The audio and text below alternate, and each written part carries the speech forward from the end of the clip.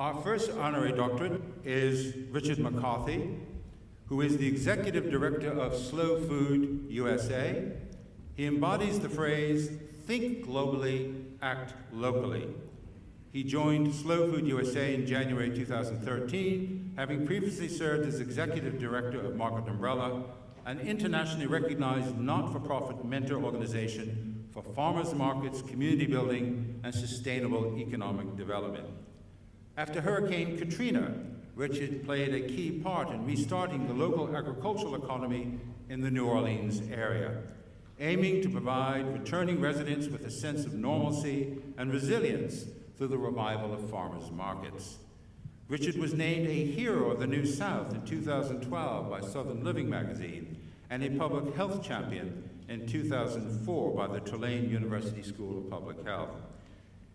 Although he earned his master's degree at the London School of Economics, I'm very proud to say that he gained his bachelor's degree here at Richmond, the American International University at London.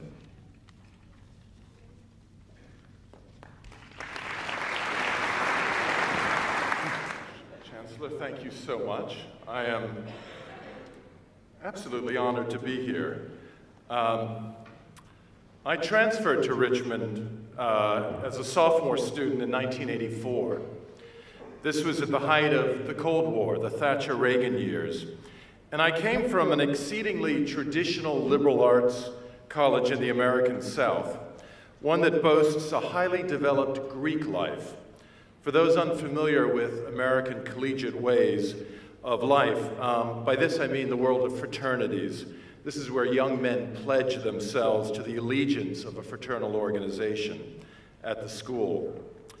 In grave contrast, I transferred here to an experimental liberal arts college, and I must say now a university, that instead boasted Greek life features in the form of Greek students, actual Greek students, and Turkish ones, and Syrian ones, and Indians, and Lebanese, and Nigerians, and Chinese, and so on.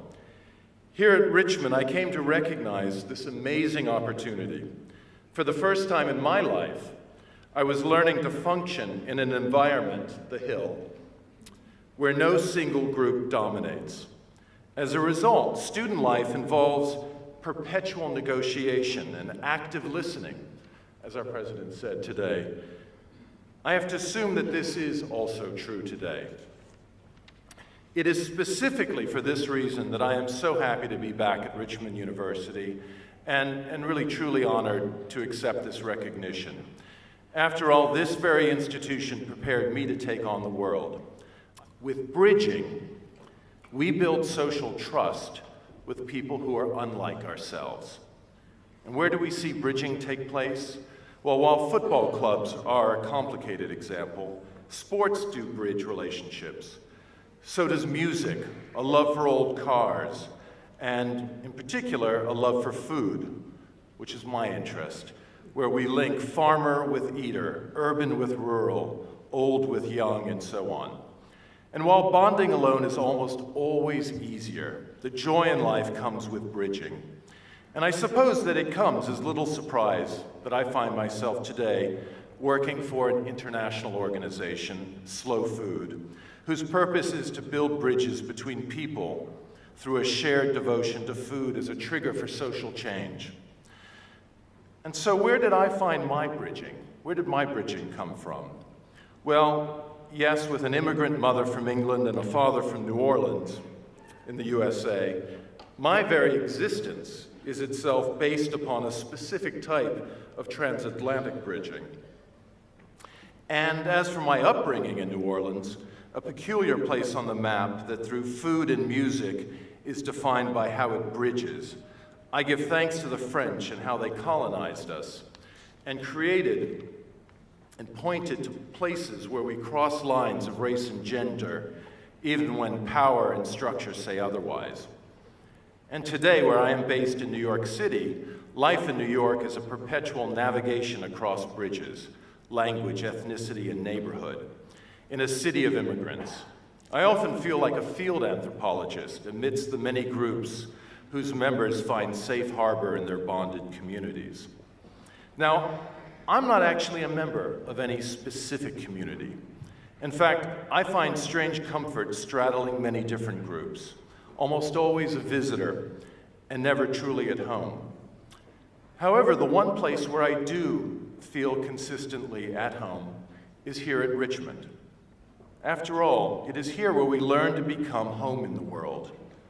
It's really important to become at home in the world, bridging between global north and global south, bridging between business administration and political science, and yet ultimately united by this desire to find common ground. And this is ultimately what I have to share with you, today's graduates. The future is to bridge. Certainly forge bonds, but mostly bridge.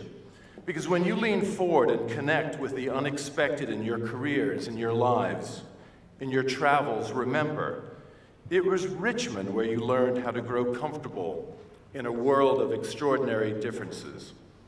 And when you encounter these moments, please do not forget to look around. Your peers and colleagues will look on startled, curious, as to how you unwittingly felt at home and made others feel at home too. Those who develop these skills will not only survive, but also thrive in a future that is still unwritten. And I really encourage you to keep this spirit of Richmond with you wherever you go. Thank you.